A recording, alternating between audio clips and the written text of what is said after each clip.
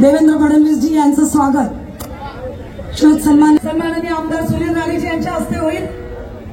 भारत माता की लाडक्या बहिणींच्या मनात आदराचं स्थान मिळवणारे आमचे देवभाऊ, मी विनंती करते आदरणीय देवेंद्रजी यांनी गोपाळाला आशीर्वाद द्यावा। श्री कृष्ण कन्हैया लाल की जय। भारत माता की जय। भारत माता की जय। छत्रपती शिवाजी महाराज की जय। धर्मवीर छत्रपती संभाजी महाराज की जय। बोल सियापति रामचंद्र की जय। पवन सुत हनुमान की जय। उमापति महादेव की जय। बोलो जी भाई सब संतन की जय। सनातन हिंदू धर्म की गौ माता की हाथी घोड़ा पाल की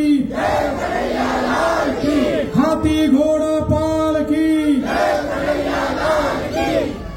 मंचावर उपस्थित ज्यांनी हा कार्यक्रम आयोजित केला ते बोरीवलीचे लोकप्रिय आमदार सुनील राणेजी, त्याचप्रमाणे विधान परिषदेचे गटनेते प्रवीण दरेकरजी, सर्व सन्माननीय नगरसेवक पदाधिकारी आणि उपस्थित माझ्या सर्व गोविंदा पथकातील गोविंदा बंधूंनो आणि भगिनींनो, आपल्या सर्वांना आजच्या या जन्माष्टमीच्या दिवसाच्या आणि दहीहंडीच्या मी मनापासून शुभेच्छा देतो आणि प्रभू श्रीकृष्णाला विनंती करतो, त्यांच्या चरणी प्रार्थना करतो की आपल्या सर्वांच्या मनोकामना श्रीकृष्णांनी पूर्ण कराव्या। आपल्याला कल्पना आहे दहीहंडीचा कार्यक्रम, हंडी फोडून त्यातनं आपण काला बाहेर काढतो। हंडी फोडणारा एक असतो पण काला खाणारे सगळेच असतात, काला सगळ्यांमध्ये वाटायचा असतो। हे जे पर्व आहे हे सामाजिक अभिसरणाचं पर्व आहे, सर्वांनी एकत्रित येण्याचं पर्व आहे। सर्व प्रकारचा दुहेरी भाव दुही संपवून संपूर्ण समाज एकत्रित आला पाहिजे, याचं हे पर्व आहे। प्रभू श्रीकृष्णांनी आपल्याला प्रेमाचा संदेश दिलाय आणि कर्मयोगाचा संदेश देखील दिलाय। जिथे प्रेम आहे आणि जिथे कर्मयोग आहे तिथेच विजय असतो आणि म्हणून आजचा हा कार्यक्रम विजयाचं पर्व, श्रीकृष्णांच्या जन्माचं पर्व म्हणून आपण सगळे या ठिकाणी साजरा करतो। मी आपल्या सर्वांना मनापासून शुभेच्छा देतो।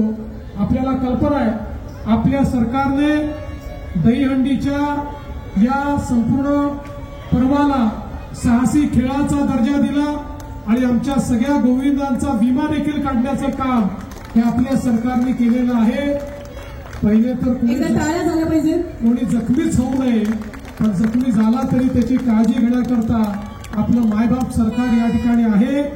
मी पुन्हा एकदा सुनीलजी आपल्याला आणि संपूर्ण टीमला मनापासून शुभेच्छा देतो की आपण दरवर्षी हा अतिशय सुंदर कार्यक्रम या ठिकाणी आयोजित करता आणि आम्हाला देखील दरवर्षी निमंत्रित करता, त्याबद्दल आपले मनापासून आभार मानतो आणि माझं बोलणं संपवतो। धन्यवाद। जय हिंद, जय महाराष्ट्र। धन्यवाद सर, आपल्या आशीर्वादाने आज गोपाळखानामध्ये खूप उत्साह आलेला आहे। सन्माननीय आमदार सुनील राणेजी, आपले दिनेश राणेजी यांच्या तर्फे प्रतिमा देऊन आदरणीय देवेंद्र फडणवीसजी यांचं स्वागत होत आहे।